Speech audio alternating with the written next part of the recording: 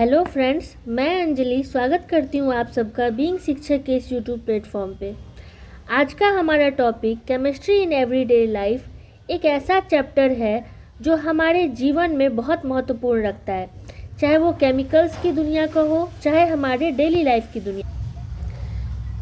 सुबह में ब्रश करने से लेकर रात को जब हम सोते हैं तब तक हम लोग केमिस्ट्री की ही दुनिया में रहते हैं। मैंने बीपीएससी पीजीटी केमिस्ट्री टीआरई 4 के लिए जो आपको केमिस्ट्री सिलेबस पढ़ाने का ज़िम्मा उठाया है, उसमें मैंने chemistry in everyday life chapter को सबसे पहले इसलिए सेलेक्ट किया क्योंकि इसको पढ़ने के बाद आपको ज़्यादा बर्डन नहीं लगेगा, क्योंकि ये आपके डेली लाइफ से रिलेटेड है तो आपको मज़ा भी आएगा। साथ ही एग्ज़ाम में जो क्वेश्चन है इससे वो 4-5 क्वेश्चन आपको डायरेक्ट देखने को मिलेंगे, चाहे वो बीपीएससी पीजीटी हो, चाहे वो स्टेट का एग्ज़ाम हो, चाहे कोई भी केमिस्ट्री का एग्ज़ाम हो, आपको इससे क्वेश्चन 4 से 5 देखने को मिल जाते हैं और आपको मज़ा भी आता है। तो इसीलिए मैंने ऑर्गेनिक केमिस्ट्री से स्टार्ट करी है और साथ ही जो हमारा चैप्टर है वो बहुत ही ज़्यादा आसान है। ये इस पर दिमाग पे ज़ोर कम दें और कोशिश करें कि सारी चीज़ें इसमें जो है वो रट जाए। आधा से ज़्यादा चीज़ तो इसमें रटने ही वाला है। तो चलिए अब वीडियो को हम लोग शुरू करते हैं, लेकिन उससे पहले अगर आपने वीडियो को लाइक नहीं किया तो लाइक कर दें, चैनल को सब्सक्राइब कर दें और ज़्यादा से ज़्यादा शेयर करें ताकि बाकी स्टूडेंट को भी इससे जो है वो लाभ मिल सके। क्योंकि अगर आप लोग शेयर करेंगे तो फिर हम लोग कमेंट्स के अकॉर्डिंग ये डिसाइड करेंगे कि इस सीरीज़ को आगे कंटिन्यू रखना चाहिए कि नहीं, अगर आप लोगों को पसंद आ रहा होगा सेशन। ठीक है, तो चलिए अब वीडियो को शुरू करते हैं। देखिए, हमारा पहला chapter chemistry in everyday life. Chemistry in everyday life को समझने से पहले एक चीज़ मैं यहाँ पे आपको क्लियर कर दूँ कि chemistry and everyday life chapter जो है वो बहुत बड़ा है। अगर हम लोग इसको एक एक करके पढ़ते चले तो मिनिमम 10 दिन जो है वो ये ले लेगा। अगर 1 by 1 टू दी पॉइंट्स एक एक वर्ड करके पढ़ते चले तो 10 दिन ये कम से कम ले लेगा, लेकिन हमारे पास टाइम कम है। मैंने आपको पहले ही बताया कि टीआरई 4 का जो नोटिफिकेशन है वो मोस्ट प्रोबेबिलिटी है कि जनवरी से फरवरी तक आ जाए और एग्ज़ाम जो है वो आपका मार्च तक डेफिनेटली हो जाएगा, अगर जनवरी फरवरी में नोटिफिकेशन आता है तो ऐसे में हम लोग बस उन्हीं चीज़ों को पढ़ेंगे जो हमारे लिए एकदम एग्ज़ाम बूस्टेड है। जैसे ही एग्ज़ाम में जाएंगे क्वेश्चन देखेंगे और क्वेश्चन को सॉल्व कर ले जाएंगे, बस इस लेवल का हम लोगों को पढ़ाई करना है।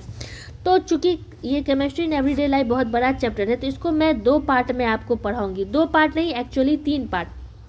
आज का जो हमारा सेशन है टुडे, इसमें हम लोग ड्रग्स और मेडिसिन के बारे में पढ़ेंगे। ड्रग्स और मेडिसिन के बारे में। कल का जो हमारा टॉपिक होगा वो होगा सोप, डिटर्जेंट, साथ में फूड प्रिजर्वेटिव्स।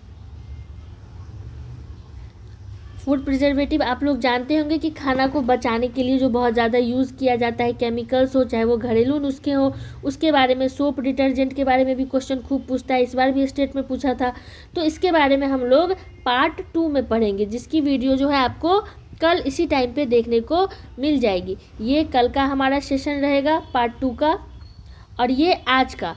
और जो पार्ट 3 में मैं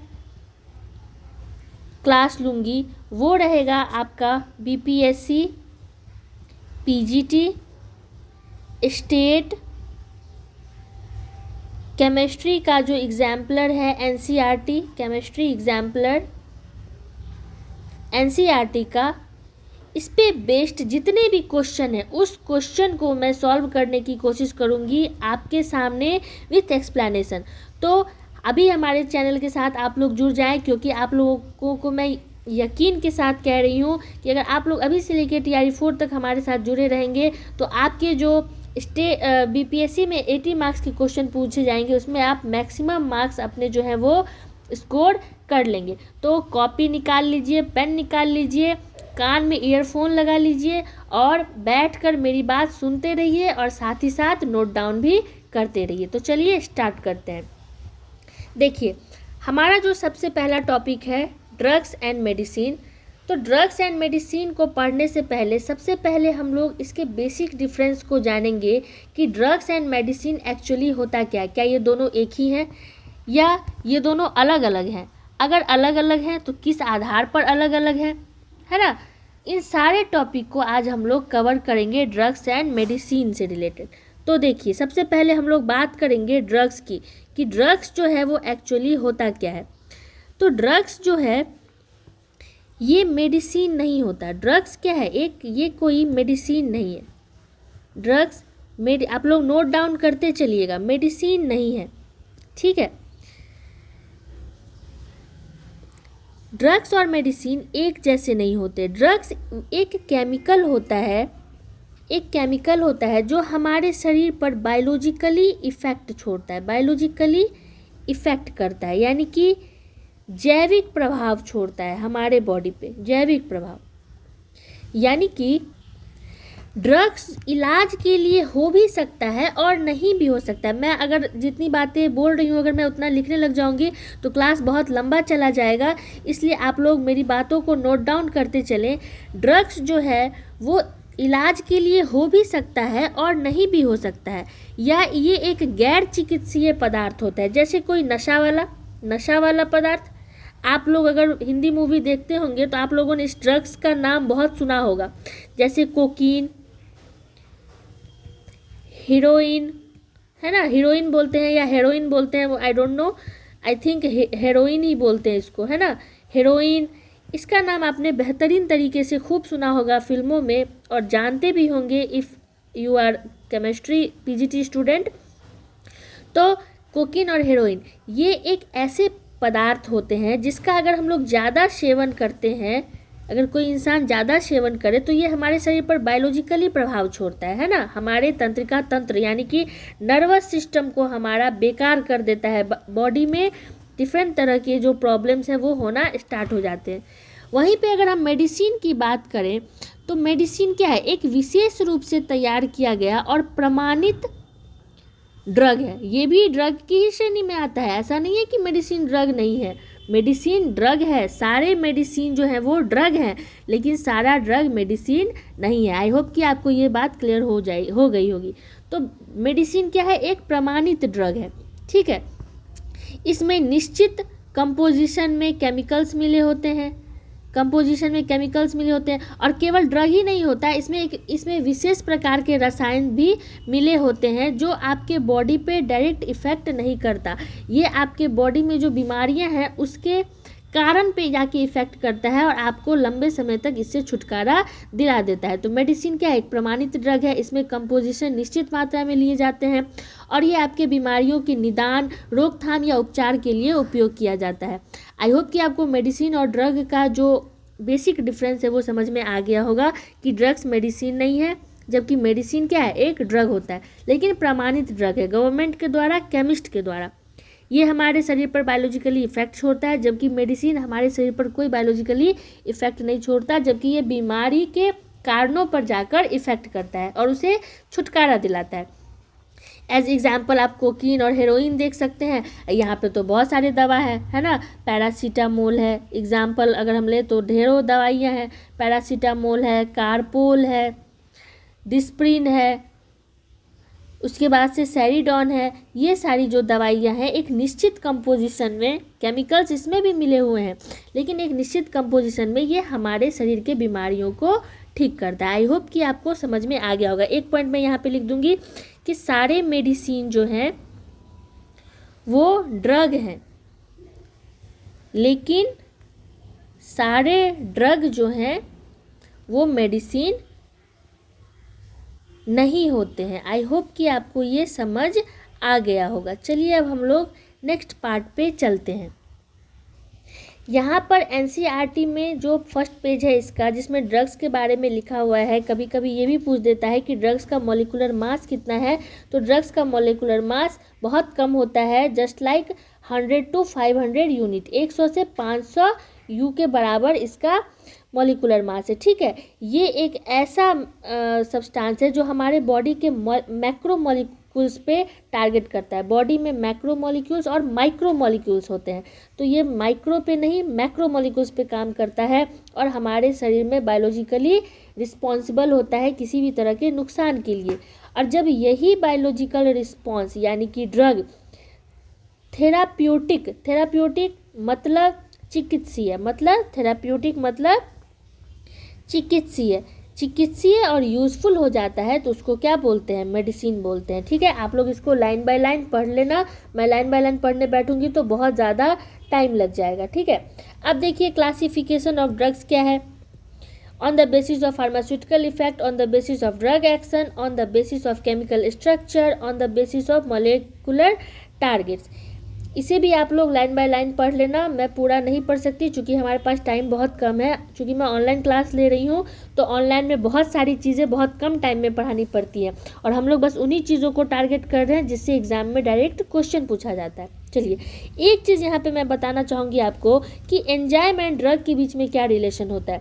तो देखिए, कैटालिटिक एक्शन ऑफ एंजाइम जब पढ़ोगे ना, इस तरह से आपके क्वेश्चन पूछे जाएंगे कि ड्रग जो है वो बॉडी के किस चीज़ पर अटैक करता है, किस चीज़ पर अटैक करता है। तो आपके बहुत सारे ऑप्शन होंगे, उसमें एक दिया रहेगा आपको एंजाइम।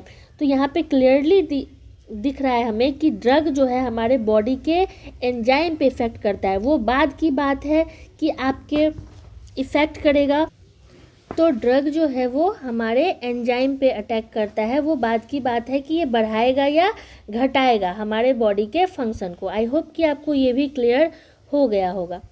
चलिए, अब हम लोग चलते हैं अपने नेक्स्ट टॉपिक की तरफ कि जब ड्रग का क्लासिफिकेशन हुआ था तो therapeutic action of different classes of drugs, यानी कि चिकित्सीय आधार पर ड्रग्स को कितने भाग में बांटा गया है, एक एक करके हम लोग देखेंगे। मैं यहाँ पे एक पेज ले लेती हूँ, एक सेकंड। तो देखिए, चिकित्सीय आधार पर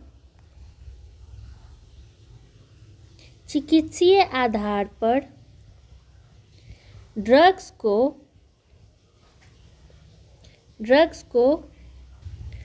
5 भागों में बांटा गया, 5 भाग में बांटा गया है, जिसमें पहला है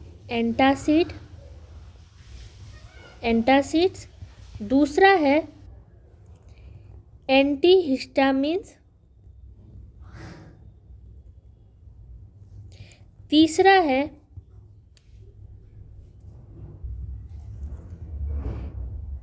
न्यूरोलॉजिकली एक्टिव ड्रग, फोर्थ है एंटी माइक्रोबियल्स और फिफ्थ है एंटी फर्टिलिटी ड्रग। ये 5 भागों में चिकित्सीय आधार पर ड्रग्स को बांटा गया है। Antacid, antihistamine, neurologically active drug, anti microbials और एंटी फर्टिलिटी ड्रग। अब इसका काम क्या है और साथ ही जो इसकी मेन स्पेसिफिक दवाइयाँ हैं विथ नाम, जो एग्ज़ाम में पूछा जाता है, डायरेक्ट दवाइयों के नाम पूछ दिया जाता है और पूछा जाता है कि ये किस भाग में काम करता है, किस रीज़न से, किस बीमारी के लिए इस दवा का यूज़ होता है। इस तरह के क्वेश्चन पूछे जाते हैं, या बीमारी का नाम दे देता है और दवाई का नाम दे देता है और पूछता है कि ये किस कैटेगरी में आते हैं। तो एक एक करके हम लोग डिस्कशन करेंगे। चलिए शुरू करते हैं। देखिए, ये एंटासिड क्या है, एनसीईआरटी का लाइन बाय लाइन आप लोग पढ़ना। जो इम्पोर्टेंट चीज़ें हैं वो मैं आप लोगों को बता देती हूँ जो एग्ज़ाम से रिलेटेड है। देखिए, 1970 के दशक में जब पेट में एसिडिटी बन जाती थी तो स्टमक में इरिटेशन होने लगता था, दर्द होने लगता था। तो इसके लिए लोग सोडियम हाइड्रोजन कार्बोनेट, यानी कि जिसको सोडियम हाइड्रोजन कार्बोनेट का रासायनिक फार्मूला होता है NaHCO3, या नहीं तो mixture of aluminium and magnesium hydroxide. Aluminium and magnesium hydroxide आप जानते ही हैं, मैग्नीशियम हाइड्रोक्साइड को MgOH2 और एल्यूमिनियम हाइड्रोक्साइड OH2, इन दोनों का जो मिश्रण है वो यूज़ किया जाता था जब पेट में एसिडिटी बन जाती थी। तो बाद में क्या हुआ, इसके ज़्यादा यूज के कारण पेट में अल्सर जैसी बीमारियां होने लगी। क्यों? क्योंकि ये जो बेकिंग सोडा था और मैग्नीशियम और एल्यूमिनियम का हाइड्रोक्साइड का मिक्सचर, ये बीमारी के लक्षण पे फोकस करता था, लक्षण को कुछ टाइम के लिए कम कर देता था, लेकिन परमानेंटली ये सॉल्व नहीं करता था। हमेशा के लिए जो कारण है उन कारणों पर वर्क ना करके केवल लक्षण पे वर्क करता था और बीमारियां तत्काल के लिए कम हो जाती थी। लेकिन बाद में ये क्या करता था, पेट में और ज़्यादा बेसिसिटी बढ़ा देता था। अब बताइए कि अगर आपके पेट में एसिड है, ये एंटासिड है ना, एंटासिड नाम से एंटासिड है, लेकिन ये नेचर वाइज क्या होता है, बेसिक होता है। बेसिक यानी कि जिसका पीएच जो है वो 7 से ज़्यादा होता है, जिसका पीएच 7 से ज़्यादा वो बेसिक कहलाता है। तो एंटासिड नाम में है, एंटा एंटी है, एसिड का उल्टा एंटासिड, ठीक है, यानी ये बेसिक होता है। तो ये पेट में ज़्यादा बेसिसिटी बढ़ा देता था, जिससे अल्सर जैसी बीमारियां होने लगती थी। तो जब इस पर वर्क हुआ, इस पर डिस्कवरियां स्टार्ट हो गई, तो बाद में पता चला कि हमारे बॉडी में एक हिस्टामिन नाम का केमिकल है जो हमारे पेट में, बॉडी में रिलीज होता है इम्यून सिस्टम में। अब इसी हिस्टामिन को कंट्रोल करने के लिए लैब में विभिन्न तरह की दवाइयाँ बनाई गई, जिसका केमिकल नाम है सिमेटाडाइन और रेनिटाडाइन। रेनिटाडाइन का जो दैनिक नाम है हम लोग यूज़ करते हैं, नाम अपने घर में भी सुना होगा, जिनटैक होता है, एक होता है एसीलॉक।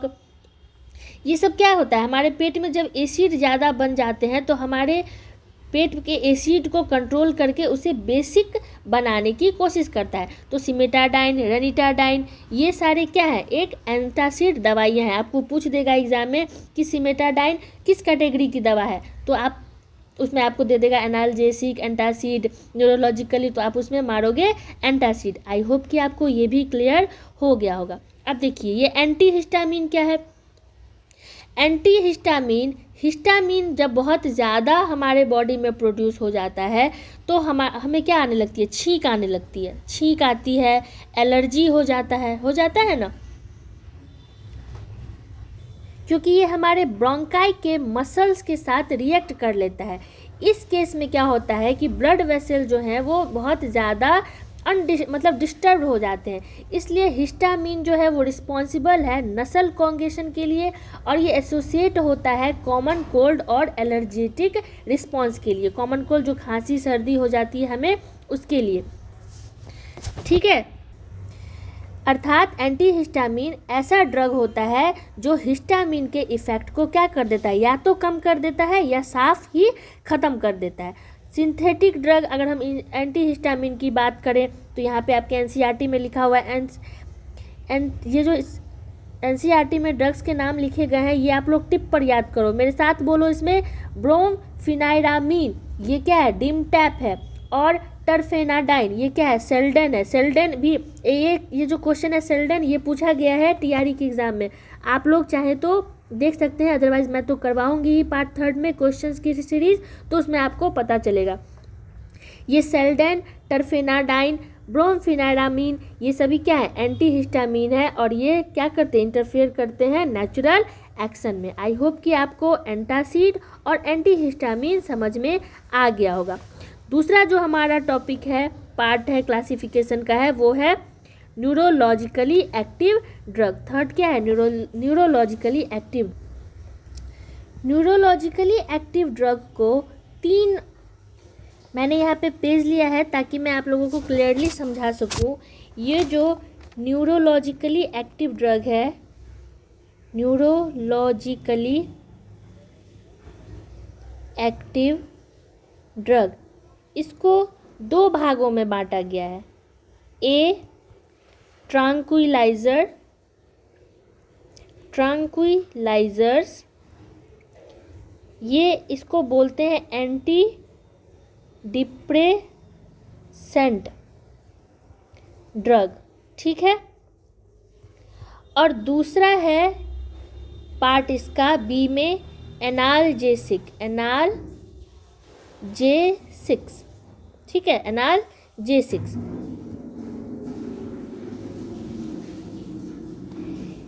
इसको भी 2 भाग में बांटा गया है। एक तो पहला नारकोटिक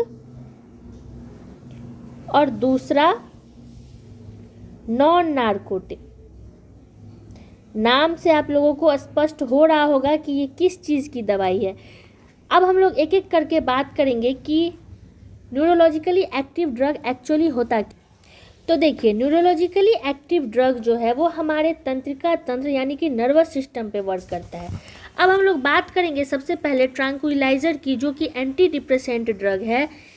इसमें ट्रैंक्विलाइज़र ऐसा मतलब ड्रग होता है जो यूज़ होता है हमारे मेंटल टेंशन को कम करने के लिए, जो मानसिक टेंशन होती है हमारी उसे कम करने के लिए, साथ ही हमारी जो एंजाइटी लेवल होती है उसको रिड्यूस करने के लिए, और जो मेंटल स्ट्रेस होता है ना, हमारा मेंटल स्ट्रेस, उसको कम करने के लिए इसका यूज़ होता है। आई होप कि आपको समझ में आ गया होगा कि ट्रैंक्विलाइज़र क्या होता है। ट्रैंक्विलाइज़र एक ऐसा ड्रग है जो हमारे मेंटल टेंशन को कम करता है, एंजाइटी को कम करता है, साथ ही जो मेंटल स्ट्रेस है उसको कम करता है। और ये सभी किससे रिलेटेड है? ब्रेन से रिलेटेड है ना। तो न्यूरोलॉजिकली एक्टिव ड्रग जो है वो ब्रेन पे काम करता है, ठीक है। ये सेंट्रल नर्वस सिस्टम पे काम करता है, कह सकते हैं सेंट्रल नर्वस सिस्टम पे ये काम करता है। आई होप कि आपको ये समझ में आ गया होगा। अब अगर हम इसकी दवाइयों के नाम लिखें कि ट्रैंक्विलाइज़र की दवाइयाँ क्या क्या हो सकती हैं, जो एग्ज़ाम में पूछा जाता है, तो एक होता है नोराड्रेनालिन। मेरे साथ बोलिएगा, नोराड्रेनालिन। अगर एक साथ नहीं पढ़ पा रहे हैं तो अलग अलग करके पढ़िए। नोराड्रेनालिन ये क्या है? एक मूड चेंजर दवा है, मूड चेंजर दवा है, ठीक है। उसके बाद दूसरी जो दवा है वो है इप्रोनायाजिड। मैं इसके स्ट्रक्चर यहाँ पे बनाना चाहूँगी। आप लोग कई बार क्या होता है ना, स्ट्रक्चर से भी क्वेश्चन पूछ लिए जाते हैं कि स्ट्रक्चर दे देगा और बोलेगा आपको कि बताइए ये कौन सी दवा है। तो मैं स्ट्रक्चर यहाँ पे बना लेती हूँ, एक सेकेंड।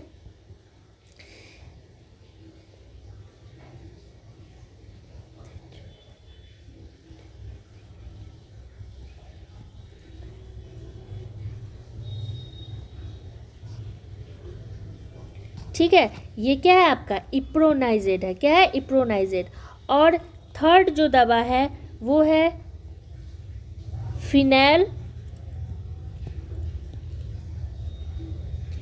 फिनाइलजाइन। इसको नार्डिल भी बोलते हैं। क्या बोलते हैं? नार्डिल। दुकान में जो है वो नार्डिल के नाम से भी ये दवा मिलती है, फिनाइलजिन। और इसका जो स्ट्रक्चर है वो है बेंजीन। जानते हैं ना आप लोग ये किसका स्ट्रक्चर है? ये बेंजीन का स्ट्रक्चर है। आप लोग नोट करते चलिएगा कि मैं किस तरह से ये बता रही हूँ। तो ट्रैंक्विलाइज़र मेंटल टेंशन रिलीज़ करता है, एंजाइटी रिलीज़ करता है, मेंटल स्ट्रेस रिलीज़ करता है। इसकी जो दवाइयाँ हैं वो है नोराड्रेनालिन जो कि मूड चेंजर दवा है, इप्रोनाइजिड जिसका स्ट्रक्चर ये रहा, और एक फिनाइलजिन जिसको नार्डिल भी बोलते हैं और इसका स्ट्रक्चर ये रहा। अब जो ये एनसीईआरटी में लिखा हुआ है ये, इसको आप लाइन बाय लाइन पढ़ना और जो मैंने बताया है उससे रिलेट करने की कोशिश करना, देखना कि आप समझ पाते हो कि नहीं। वैसे बहुत आसान भाषा में मैंने आपको समझाने की यहाँ पे कोशिश की है। अब जो दूसरा पार्ट है एनाल्जेसिक, अब हम लोग उसकी बात करते हैं। मैं यहाँ पे एक एक्स्ट्रा पेज ले लेती हूँ, एक सेकेंड। दूसरा जो हमारा पार्ट है वो है एनाल्जेसिक का। क्या है? एनाल्जेसिक, ठीक है। इसमें पहला आता है नारकोटिक और दूसरा आता है नॉन नारकोटिक। अब सबसे पहले ये जानते हैं कि एनाल्जेसिक होता क्या है। तो एनाल्जेसिक एक ऐसा दवा है जो पेन से रिलीफ देता है, हमें पेन, दर्द से राहत देता है ना। एनाल्जेसिक ऐसा दवा है जो दर्द से राहत देता है। अब जो इसके पार्ट हैं जिसमें पहला है नॉन नारकोटिक।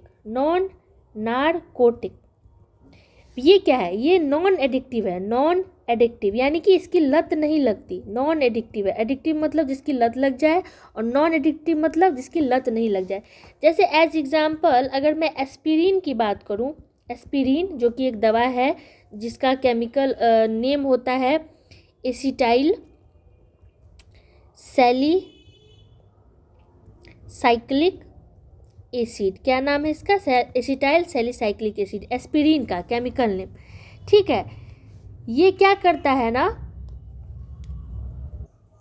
कि जब आपको फीवर आता है या आपको किसी चीज़ में दर्द हो तो आप इन दवाओं को लेते हैं। एस्पिरिन जैसे डिस्प्रिन दवा, जब आपका सर दुखता है, सर में दर्द होता है तो आप इसे यूज़ करते हो। जब आपको बुखार लगता है तो आप पैरासीटामोल का यूज़ करते हो, पैरासीटामोल। बुखार में यूज़ होता है ना। तो डिस्प्रिन और पैरासीटामोल ये नॉन नार्कोटिक है। ये आप तब तक इसका असर आपको रहेगा जब तक आपकी बीमारी ठीक नहीं हो जाती। जैसे ही बीमारी ठीक होती है तो क्या आप शौक से डिस्प्रिन या पैरासीटामोल खाते हैं? नहीं खाते ना। तो ये एक ऐसी दवा है जो नॉन एडिक्टिव है। जब तक हमें बीमारी है तब तक इसका असर रहेगा, बीमारी ख़त्म तो ये हमें लंबे समय तक राहत देती है। बार बार इसका यूज़ नहीं करते, इसकी आदत हमें नहीं लगती है, ठीक है। ये हुआ नॉन नार्कोटिक। इसके कुछ और एग्जाम्पल, एक मैंने डिस्प्रिन लिया है, पैरासीटामोल लिया है। एक और इसका एग्जाम्पल ले सकते हैं हम लोग। एक होता है इब्यूप्रोफेन, इब्यूप्रोफेन, ठीक है। आप लोग इसके जो प्रोनाउंसिएशन है वो ढंग से देख लेना। ये सभी क्या है, एंटीपायरेटिक भी यूज़ होते हैं एज एंटीपायरेटिक मतलब जो बुखार में काम आए, दर्द में काम आए, ठीक है। तो आई होप कि आपको ये नॉन नार्कोटिक जो है, नॉन एडिक्टिव, वो समझ में आ गया होगा। इसके एग्जाम्पल है एस्पिरिन, जैसे डिस्प्रिन, पैरासीटामोल और इबुप्रोफेन। दूसरा इसका पार्ट है नार्कोटिक एनाल्जेसिक। ये नाम से ही लग रहा है कि ये क्या है, एडिक्टिव है। यानी कि जैसे अगर हम इसमें एग्जाम्पल की बात करें, जैसे मॉर्फिन, हेरोइन, कोकीन या कोडेनिन, है ना। ये सारे क्या है, ये मेडिसिनल डोजेज होते हैं जो हमें दर्द से तो राहत देते हैं, पेन से रिलीफ देते हैं, हमें दर्द से राहत देते हैं, और हमें क्या करते हैं, नींद में रखते हैं। हमेशा नींद आती रहती है इन दवाओं को खाने के बाद, जो ड्रग्स लेने के बाद हमें नींद आती है। यानी कि और अगर 1-2 बार आप नींद की दवाई खा के सोओगे तो आपको उसकी लत लग जाएगी। यानी जब तक आप दवा नहीं खाओगे तब तक आपको नींद ही नहीं आएगी। यानी कि ये हमारे मेंटल कंडीशन पर इफ़ेक्ट किया, सेंट्रल नर्वस सिस्टम पे काम किया, और जब तक दवा नहीं खाएंगे तब तक नींद नहीं आएगी, तो लत लग गई ना इसकी। तो ऐसी दवा, ऐसा एनाल्जेसिक जिसे यूज़ करने के बाद हमें पेन से तो रिलीफ मिलता है, साथ ही नींद आती रहती है और उन दवाओं की आदत लग जाती है, ऐसी दवाओं को नार्कोटिक एनाल्जेसिक बोलते हैं। अब इसके कुछ एग्जाम्पल मैं यहाँ पे लेना चाहूँगी विथ स्ट्रक्चर। एक सेकेंड। जैसे नॉन नार्कोटिक एनाल्जेसिक, आप लोग नोट्स बनाते चलिएगा, ठीक है। इसमें पहला एग्जाम्पल था मॉर्फिन का। क्या था, मॉर्फिन। इसका जो स्ट्रक्चर है, कई बार स्ट्रक्चर से रिलेटेड क्वेश्चन भी पूछ लिए जाते हैं, तो मैं स्ट्रक्चर बनाना चाहूँगी यहाँ पे।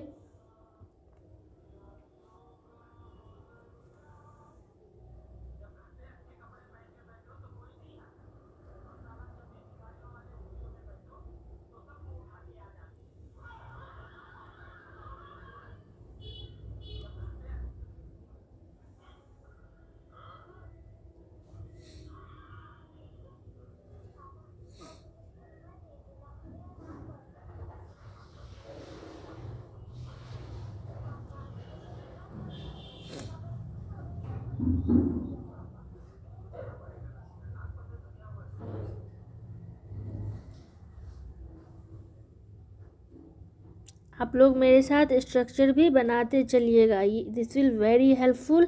आप लोगों की एग्ज़ाम में डायरेक्ट इससे जो है वो क्वेश्चन बनने वाला है, ठीक है।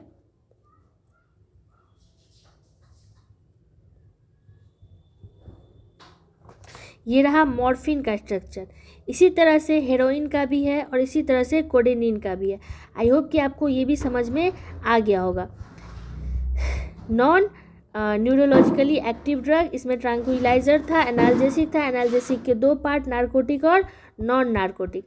अब जो थर्ड हमारा टॉपिक है, थर्ड जो हमारा पार्ट है वो क्या है, थर्ड है एंटी माइक्रोबियल्स। क्या है, एंटी माइक्रोबियल्स। अब ये एंटी माइक्रोबियल्स क्या होते हैं, जो एनसीईआरटी का लाइन लिखा हुआ है उसको आप लोग लाइन बाय लाइन खुद से ही पढ़ना, क्योंकि फिर मैं अगर एक एक करके पढ़ाने चलूँगी तो बहुत टाइम लग जाएगा, ठीक है। जो एग्ज़ाम ओरिएंटेड है, एग्ज़ाम में क्वेश्चन पूछे जाते हैं, बस उसी से मैं डिस्कस करने वाली हूँ और वही आप लोगों के भी काम आने वाला है। वेरी इंपॉर्टेंट जो चीज़ें मैं अभी पढ़ा रही हूँ बहुत इंपॉर्टेंट। देख रहे हैं आप लोग, नॉन नार्कोटिक है, नॉन एडिक्टिव, नार्कोटिक एनाल्जेसिक है। इसमें जो दवाइयाँ हैं, मॉर्फिन, हेरोइन, कोडेनिन, ये स्ट्रक्चर है, आप लोग स्ट्रक्चर भी आप लोग देख लेना। अब चलते हैं एंटी माइक्रोबियल्स। ये एंटी माइक्रोबियल्स क्या है? तो एंटी माइक्रोबियल्स ऐसे केमिकल्स होते हैं जो माइक्रो ऑर्गेनिज्म जैसे बैक्टीरिया, फंगी, वायरस और मोल्ड्स, इनके ग्रोथ को क्या करते हैं? कम करते हैं। उसी को क्या बोलते हैं? एंटी माइक्रोबियल्स बोलते हैं। एंटी माइक्रोबियल्स बोलते हैं। आई होप कि नाम से ही क्लियर है। एंटी किसका? एंटी माइक्रो ऑर्गेनिज्म का जो एंटी होता है उसी को माइक्रोबियल्स बोलते हैं। ठीक है, और इसको दो भागों में बांटा गया है। एंटी माइक्रोबियल्स को दो भागों में बांटा गया है। एक तो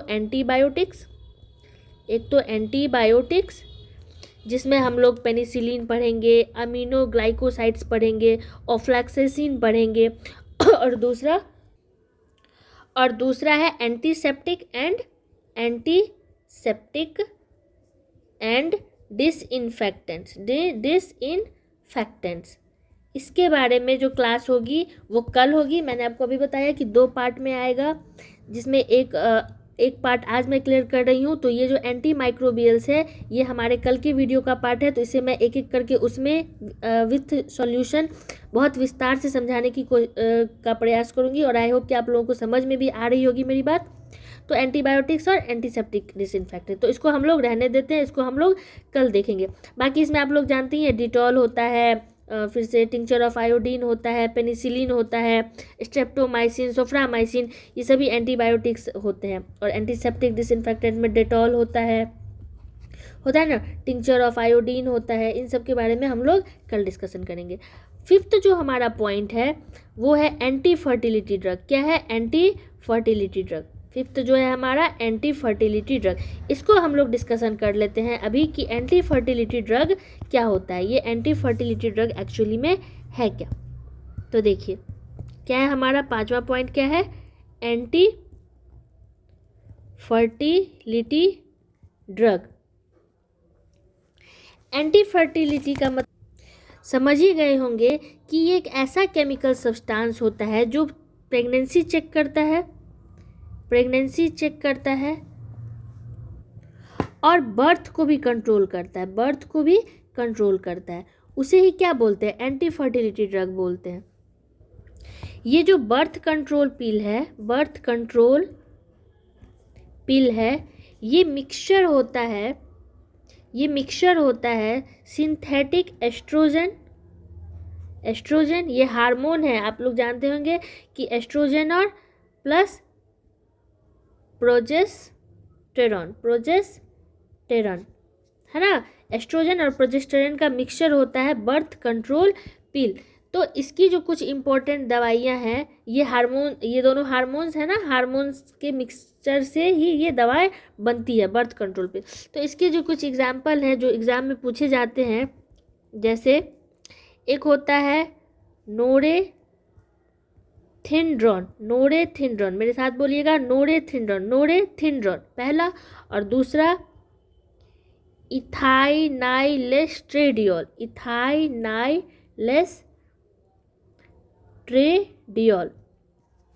मैं एक बार फिर से लिखूंगी और आप लोग मेरे साथ बोलने की कोशिश कीजिएगा। इथाइनाइल, अब इथाइनाइल बोलिए साथ में, और उसके बाद लेस्ट्रेडियोल क्या बोलते हैं, और इसका जो कॉमन नेम है वो है नोवेस्ट्रॉल। क्या है? नोवेस्ट्रॉल।